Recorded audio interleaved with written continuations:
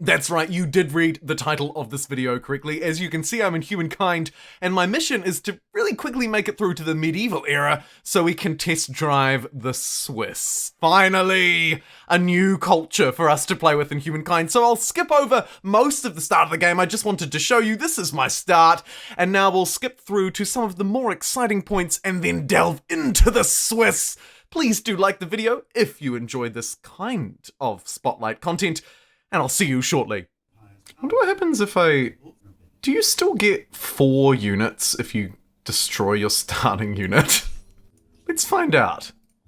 A fresh start? No. You do not. You do not. But, actually, as far as fresh starts go, this is quite useful because I can grab D's nuts and get this growth start and we can get moving. Hallelujah. My first era pick doesn't matter too much for the Swiss setup. I think I'll start as the Harapans, just so that we have a nice little agrarian base to build off, because I believe the Swiss to be an agrarian culture. I haven't studied them too much, but I believe them to be, so let's give them a good like-for-like kind of start. Oh my god, that's an enemy land border already. Oh, jeepers. And as tempting as 2 turns on influences, I think I'll do 3 turns for 19 food. Let's scare them off. I don't know who it was, but they're out of here so fast. Okay, so they've just... the Hittites have just founded a city right next to me.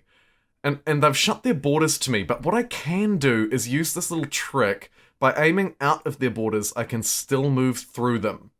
So, if they move off that city, I will absolutely take it from them. I don't think I'd be able to take it now while they've got 1 unit in it, though. Oh, wow. They're fighting me, and they've stepped on the river to do it. This, I think, is great news. They did not move for the flag. There they go.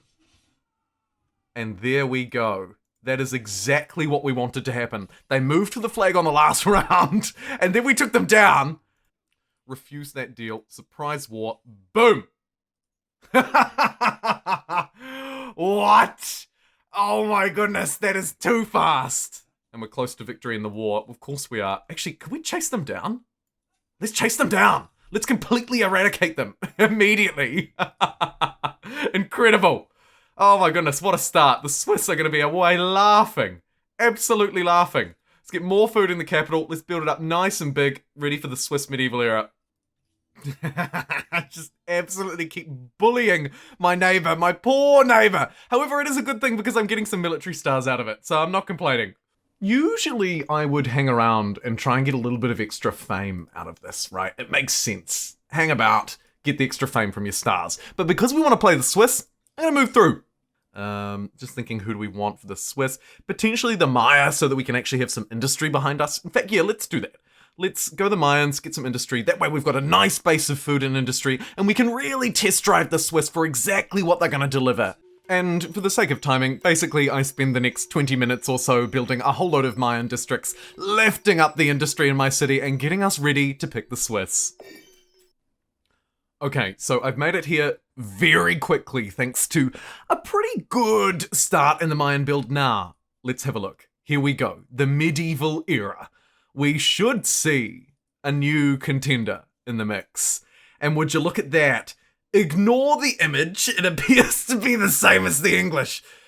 But they are very different. This is the Swiss. What do they do? So they have imperial immediacy, their trait providing +2 food for farmers, 1 food for workers, and 1 food for researchers. So more balanced, but still getting food from our people. Our unique district provides +5 food, +1 money at the normal cost of 10 stability. However, per adjacent farmers' quarter, we receive some food and money. And also extra food for adjacent mountains. I like that, very on theme. And our unique unit is an anti-cavalry unit, 35 combat strength, 4 movement, and no upkeep. These soldiers earn their keep by selling their services to others as mercenaries, apparently. Again, no specific images here. Nice to know. What I'm really interested in, though, is this district and this trait. So let's jump in as the Swiss, as you would expect. Again, ignore the very English-looking image. Let's do it. And let's just have a wee look at our cities. So if I just turn Landraiser off, the capital anyway, Here's our yields. You can see I'm not really netting a lot of food at the moment. We're barely keeping up, in fact. Industry, though, very good. Money and science are okay. Let's see the impact that the Swiss will have, particularly on the capital there. The narrator doesn't know what to say because I've chosen a modern culture. So he's just going to sit there in stunned silence as we pan across the medieval Swiss realm. Fantastic. Right, so here we have it. What kind of yields is it offering? Pretty good. Pretty good food out of this. Plus 26. I wonder if I can get it sort of combining with some of my Harapan stuff for the extra benefits. There is, I believe, a food district there. Yeah, so that's not terrible. We'll combine it with a couple of foodies. We may as well just build them all and then see if we can plan around them a little bit later down the line. So let's get them all queued up, and I'll do the same in the other cities as well, just to get a proper feel for this. In fact, this one's only going to take one turn. The industry here in Hattusa is incredible. Let's give it some incredible food, thanks to the very hungry Swiss. I think we definitely go for land rights, right? Plus 10 food per number of attached territories. We can kind of double down into the food thing a bit here because it seems like the medieval Swiss are, as I say, very hungry people. So let's build their districts. See, oh, look at that already. You can see the food yields now really starting to surge up in these cities. They're going to become absolute units, I think. We should also note that our unique here is tucked away with the pikemen, and it looks like it is very similar to the pikemen, except for the fact that it has an additional 4 combat strength, and it has that no upkeep bonus. So essentially it's a pikeman with extra strength, and its upkeep is free. A nice unit, and actually a very early unlock in the medieval era as well, right? This is one of the first technologies you would research moving through into this era, so it makes a lot of sense. Let's beeline toward it. Ooh, the Huns come in with a fast and aggressive settle by hoovering up that AI. I'll have to watch out for that. Keep that in the back of my mind. So we know that the district benefited from being next to mountains, but we also know that it'll benefit from some adjacency bonuses, largely those food districts, but we also get a little bit of cash out of it. Looks like when it's rendered on the map, it's rendered like a little castle, which is fine, it is what it is. And just to remind you of what it actually does, so we get per adjacent farmer's quarter an additional 2 food and an additional money.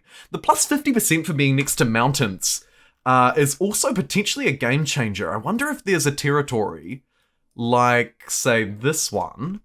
Yeah, if we make this into a city, we could test out how strong it is next to mountains as well. Actually, likewise down here, there's a double mountain adjacency there. So what I might do is save up a little bit of influence and get us a purpose-built city right next to a mountain. Ah, yes, and look, you can actually see the adjacency effect playing out already, right? Plus 10 from exploitations, and then plus 2, and then the plus 2, plus 1, plus all of the district and outpost effects, makes for some pretty juicy farmers' quarters at plus 21, and a little bit of cheeky gold on the side too. The other benefit, of course, of scaling our population up ridiculously is that somehow, not only do I have the only religion, but I've already made it to tier 4, thanks to that huge food gain. So I'm going to go donate generously for the plus 3 maximum number of holy sites, and really double down on this bad boy. Yeah, what a fantastic religion I've built too. Jeepers. Very lucky with that. Again, thanks to the fact that we're just huge. We are just absolutely ginormous. Again, seen as we're going the hungry medieval Swiss route, I think we go for nationalized industry civic. That'll give us an additional farmer's slot on cities per farmer's quarters. Remembering, of course, our unique district as the medieval Swiss counts as a farmer's quarter. So, you can see where this is going. We're going to start to really snowball here.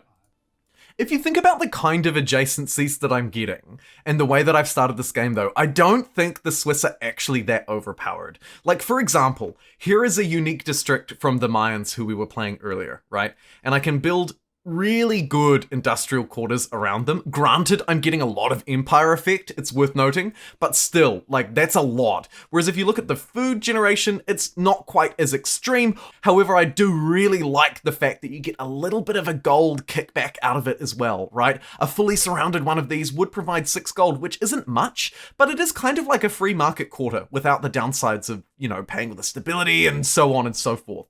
And thanks to a little bit of trade, we can pick up some saffron for more food on our farmers' quarters. This should hopefully help to represent the farmers' quarters a bit better, because at the moment, I've got a lot of luxuries that are providing me with industry, and not a lot that are providing me with food, actually. You can see here that the AI seems to have taken the dream food start with all of this saffron here in their territory. And actually, in that vein, probably getting feudalism for crop rotation plus 1 food on tiles producing food should help me snowball that even further.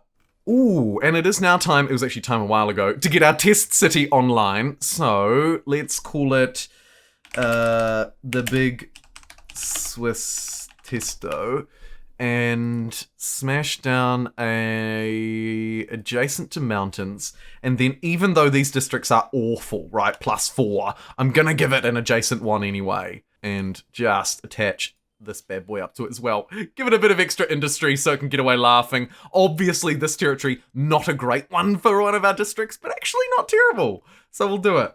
And get the foodie infrastructure as well to really make the most of it. And here you have it. It might not look like much, but look, it's my Gewirrtaufen. Gewirrtaufen? Look, not my strong suit, but look at it go. It mightn't look like much, but don't underestimate this bad boy. It has no upkeep, and it is much stronger than the unit that it replaces. And I think this would only really be a fair test if we actually put this unit to work. So let me build up a couple more of these bad boys here in this city, and we'll take them for a spin, I think. We will probably use this ferocious to our advantage. That'll give us a little bit of extra combat strength. Not that we necessarily need it on our uniques, not what I'm suggesting. But if we pick up that little bit of extra combat strength, it'll just give them a little extra kick that they need to get across the line. So, here is an army that I prepared earlier, aka right now. Basically, I have a ranged battalion here on the left, right? 3 crossbows and 1 of my unique units. And then here I have 4 of my unique pikemen.